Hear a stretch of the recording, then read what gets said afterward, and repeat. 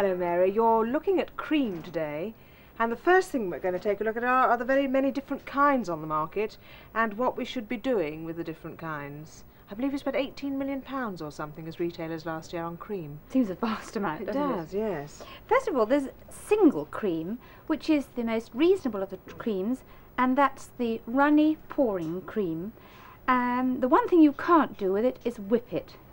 But otherwise it's very useful for coffee or enriching dishes, and I use it with double cream, half double cream and half single cream in most recipes to whip equal quantities of each to get a nice volume. And of course it's more reasonable than buying all double cream. It's just over half the price of double cream, isn't it, I think? That's right, yes. And also when you're buying cream, if the recipe says half a pint of double cream, don't buy 4 little tiny 2.5 ounce ones, because this makes it more expensive. Buy half a pint, because that's cheaper, or a pint, which is cheaper again. Well, this lovely clotted cream, which does belong to Devon and Cornwall primarily, doesn't it? Yes, but you can get it all over UK now, and it's a cooked cream, in fact. They take cream and they cook it for an hour, and then they let it go cool slowly, and they take that lovely crust off the top, and that is the clotted cream. Really?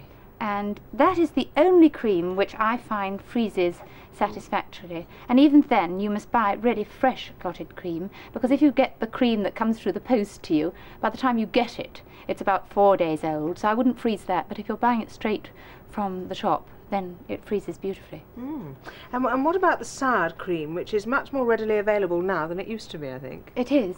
Soured cream is particularly useful for savoury dishes when you want to add cream. The advantage is it is single cream, which of course is runny, but this is homogenised and it has a beautiful flavour. It's, when people say soured cream, they think of cream that's gone off. It is carefully, commercially soured, and it has a lovely fresh flavour.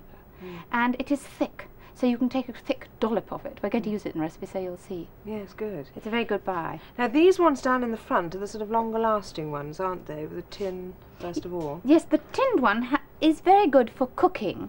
It's a very cheap way of buying cream, and of course it keeps indefinitely. Personally, I don't like it on top of strawberries or something like that, because it does taste a little bit cooked, and I'd far rather have it for cooking to add to a sauce, something like that.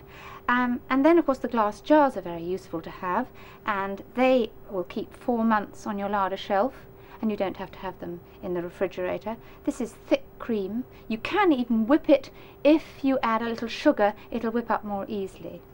The long life cream is reasonably new, the newest of the creams, and this has a very good flavour. It's a pouring cream, and it keeps on the larder shelf for 4 months. There's no need with any of these 3 creams here to use refrigeration. So what's the benefit of the long life compared with the one in the jar, say, if they last the same time? Well, it's a pouring cream, and it has a really fresher flavour. And it's cheaper, is it? No, it's this is more expensive because it is a higher fat content cream. Yes. This is a super pudding. At least I think it is. There we are. It's a chocolate pudding. Could you get I've got one made in the refrigerator. You've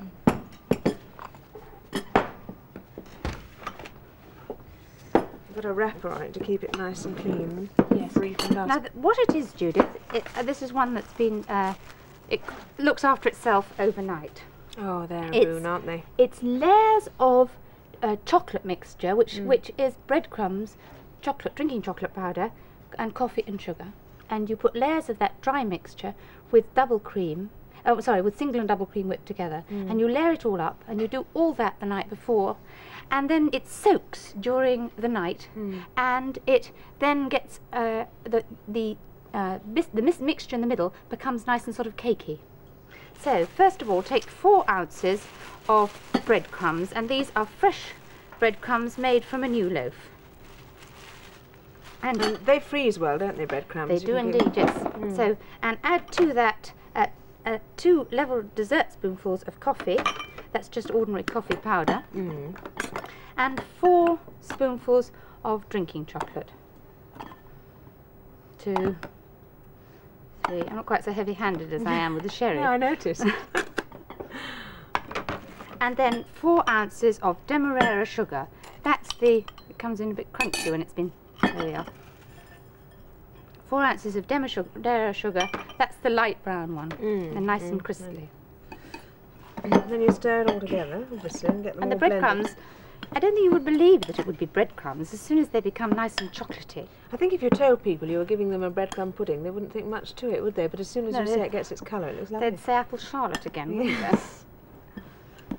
There we are. Blend it well. And it's quite easy to know when it's blended enough because you can see that all the bread has been incorporated. So we start off with the dish. This is, you need about a 1.5 pint glass dish. So start off with the crumbs, like that, quite easily. And then I've already whipped the cream, and that is 1/4 of single and 1/4 of double, whipped together until they're well blended, and then it's fair, not too thick. You can see that isn't too thick, and then put it on like that, and just level it off. And then you see the moisture of the cream goes into the crumbs. Oh, I see. And makes it So, cake. There we are. Now there's no need for me to do any more because you can see Get the idea. how it works. And then you can layer it up right to the top, and then you cover it with a piece of stretchy paper or foil and put it in the fridge as it is now, and then leave it until it's all absorbed overnight. So I think all our puds today are the kind that you can this do is ahead. a boon, especially if you've got to go out or work. Then it's marvellous. Shall I put that back in Would the you fridge? put it back in the fridge? That's lovely. Can I take that? That's a good idea, and just stretch it Is out. that the, No, that's the wrong one I've never got. mind. Never mind. That's I'll the put one it I back. wanted. There we are, and I'll put the cream away. Now the next one I'm going to do, Judith, is again, just very, very quick. It's a ginger brisket roll, and it's very much on the same principle. This As one that I one. do know. This one I for once know. Do you? Yes, it's well, a very good idea. It's very quick and easy, isn't it? And again, as you say, something you can do beforehand. yes, a girlfriend who was a stewardess who was anti things that took a long time gave it to me. Now what it is ginger biscuits.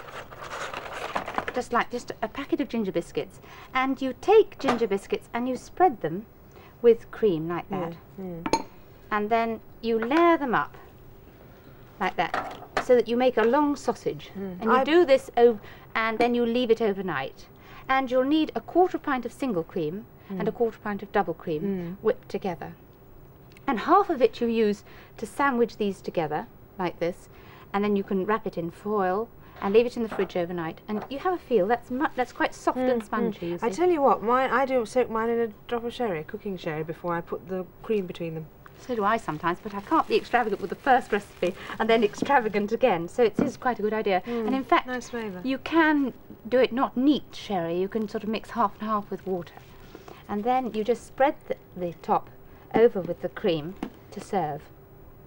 And it's a very, very instant pudding.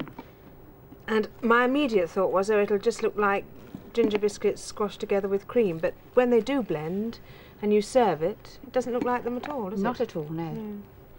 There we are. And then if you've got any stemmed ginger left over from Christmas, then you can put a little stemmed ginger on top, but we haven't because too many people in the family like stemmed ginger. And so you can put a few cherries over the top, maraschino cherries or something like that. So you do this recipe ahead the night before, sandwich a packet of biscuits together with half single and double cream mixed together, and then leave it soaking overnight, and then just put this cream over now. There's something else I saw in the fridge. Is that the next thing? That's right. Yes, Creme brulee. that's right. Can you get it out for me?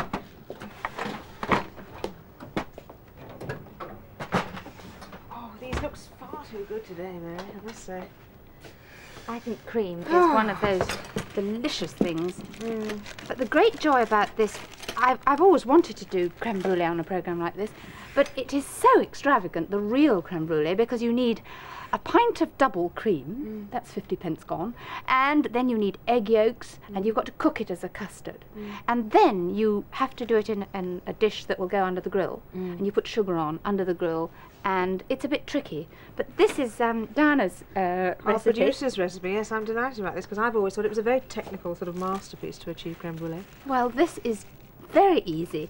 What you need for the recipe is a quarter of a pint, that's this size, of double cream, and you whip that until it's thick, like this. Now I use one of these ordinary wire whisks because I find that cream is quite precious stuff. If you use a mixer and you don't watch it, you'll find that sometimes it could turn to butter, so I've already mixed that. And then the second ingredient is a carton of yoghurt, a big carton of plain yoghurt. That's £1 2 ounces, in fact. That's right. The cream comes in 5 ounces, which is quarter of a pint, and 10 ounces, which is half a pint, and then of course the 20 ounces, which is a pint. So there we are. All you've got is a carton of cream, 5 ounces, and then a large carton of yoghurt. And you can imagine the fresh bite of the yoghurt makes it very good. So take the dish, and I've already prepared one. This is one that I did last night, and so you can see the final result. So pour it into a dish, and it needs about 1.5 pint size dish, because we've got just under a pint of yoghurt, and then we've got a quarter of cream, and then we've got to leave room for the top.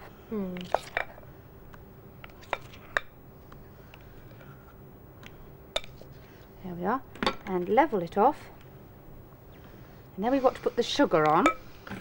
And this is the quick brulee, because I'm sure you must be thinking, well, you can't put that glass dish underneath the grill. Well, indeed you can't, and this one you don't have to. You take brown sugar, and this is what when I was at college, we used to call this sugar Barbados sugar.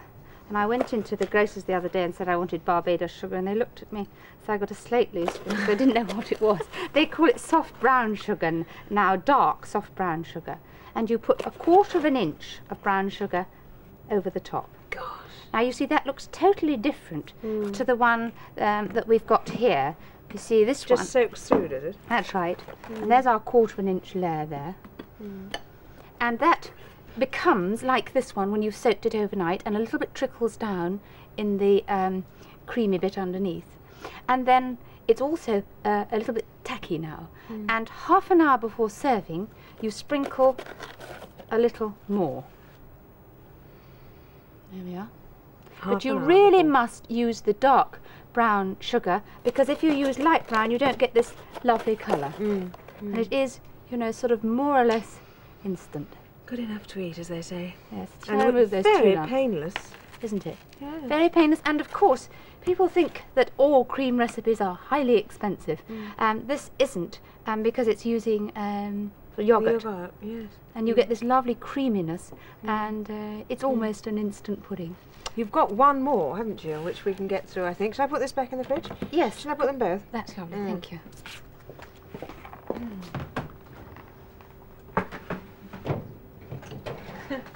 I'm going to raid that fridge fairly soon after we finish. I'm sure you are. Now this one is especially for you, Judith, as you know. Well, it's a recipe you gave me some time ago for syllabub, and I must say I find it invaluable. It's so quick, it's so easy, and I can do it beforehand. Now, in fact, I've already made it. There are 2 bottles down by your feet, Judith. Can you bring those up, and then I can say what the ingredients are. This is in fact, I think it's an Elizabethan recipe, and it is cream. And what you do is you put double cream. Now, it's essential to use double cream. If you use single cream and double cream half and half, the whole mixture will be too runny. So you use half a pint of double cream, and then you use the juice only of 1 lemon, a large lemon, and then you add 2 ounces of caster sugar. You want caster because it dissolves more easily. And then you put the booze in. You see, now that I couldn't have put that sherry in that other recipe because they would all have had drink in. You want a fairly sweet sherry and cooking brandy. And you want to add about 4 tablespoonfuls of sweet sherry and 2 tablespoonfuls of brandy. Now you may say, perhaps everybody hasn't got all these particular things in their cupboard. You can use all sherry or all brandy. And then you put it in these individual little glasses, or these are syllabub dishes, aren't they, the proper ones? That's right. You put everything in the bowl, give it a whip until it's sort of this consistency or a little bit thinner. And you can put it in like that. That's one that you can buy in the shops. These are rather old ones, and they're very beautiful. And that's the consistency it ends up. And you can leave that overnight. Mary, That's thank right. you very much indeed for all those ideas. And